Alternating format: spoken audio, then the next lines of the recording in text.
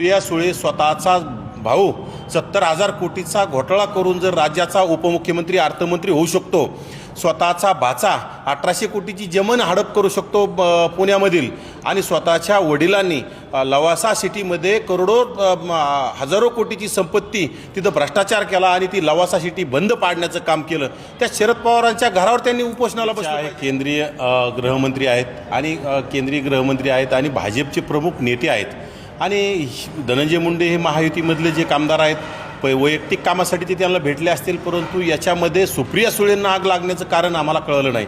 ज्या सुप्रिया सुळे स्वतःचा भाऊ 70,000 कोटीचा घोटाळा करून जर राज्याचा उपमुख्यमंत्री अर्थमंत्री होऊ शकतो, स्वतःचा भाचा 1800 कोटीची जमीन हडप करू शकतो पुण्यामधील, आणि स्वतःच्या वडिलांनी लवासा सिटीमध्ये हजारो कोटीची संपत्ती तिथं भ्रष्टाचार केला आणि ती लवासा सिटी बंद पाडण्याचं काम केलं, त्या शरद पवारांच्या घरावर त्यांनी उपोषणाला बसलं पाहिजे, त्या अजित पवारांच्या घरासमोर उपोषणाला बसलं पाहिजे. आणि खरं तर सुप्रिया सुळेंची सुद्धा वांग्याची शेती ना, किती काय 2-2.5 कोटी रुपयाची ते एका एकरात वांगे निघले होते. सुप्रिया सुळेंना खरं तर लाज वाटली पाहिजे. शरद पवारांची कन्या स्वतःला संसद रत्न म्हणून घ्यायचं आणि ओबीसी नेता असला की इतका जातीवाद. आणि खरं तर आता आम्हाला खरं हे जाणीवपूर्वक कळालं की धनंजय मुंडेची गेल्या काहीतरी 100 दिवसापेक्षा जास्त दिवस मीडिया ट्रायल कोणी केली असेल तर ही फक्त सुप्रिया सुळेंच्या माध्यमातून, सुप्रिया सुळेंनी सगळं हे दिलेलं षडयंत्र सुपारी होती. त्यामध्ये दमनिया असतील, सगळ्या लोकांना धनंजय मुंडेच्या विरोधात बोलायचं, आणि कारण तरी धनंजय मुंडे यांनी त्यांची राष्ट्रवादी सोडली शरद पवारांची, मग यांची एवढी बुडाला आग लागली. मग यांचा भाऊ गेला तर नंतर यांना का ते भावाला पुन्हा डबल? अरे ते भाच्याचं जर प्रश्न विचारला तर त्या म्हणल्या नाही पार्थ असं करणार नाही.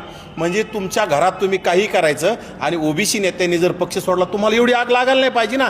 तुमच्या भावाने पक्ष फोडला, तुमचा भाऊ सत्तेसाठी हापापलेला दुसऱ्या पक्षात दुसऱ्यासोबत गेला, आणि तुमचं त्याचं खापर दुसऱ्यावर फोडणं हे योग्य नाही. तुम्हाला भुजबळ चालत नाहीत, तुम्हाला मुंडे चालत नाहीत, तुम्हाला मलिक चालत नाही, अनेक नेते तुम्हाला ओबीसी असतील, एससी असतील, एसटी असतील यांच्यापासून, आणि फक्त म्हणायचं शरद पवार वारंवार म्हणतात आम्ही पुरोगामी विचाराचे.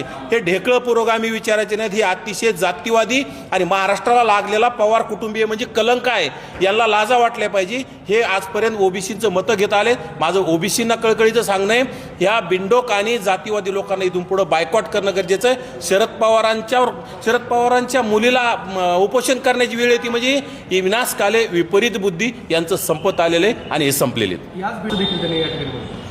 खरं तर संतोष देशमुखांच्या प्रकरणात आम्ही वारंवार बोललो किंवा संतोष देशमुखांना न्याय मिळाला पाहिजे. संतोष देशमुखांची जी निर्गुण हत्या झाली त्याला कोणीही माफी करू शकत नाही, अशा लोकांना फासावर लटकवलं पाहिजे.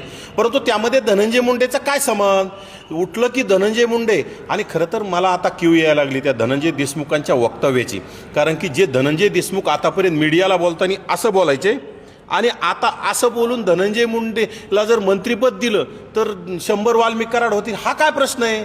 अरे तुम्ही राजकारण करायला लागले का? तुमच्या भावाला तुम्हाला न्याय द्यायचा आहे का तुम्हाला राजकारणात प्रवेश करायचा? हा प्रश्न आता लोकांच्या मनात यायला लागला आहे. खरं तर ह्या धनंजय देशमुखाला त्यांचे भाऊ गेले बिचारे, त्यांच्या भावा जीवानीशी गेले, त्यांच्यावर अन्याय झाला, अत्याचार झाला, निर्गुण त्यांची हत्या झाली, आणि धनंजय देशमुखची मजा चालली.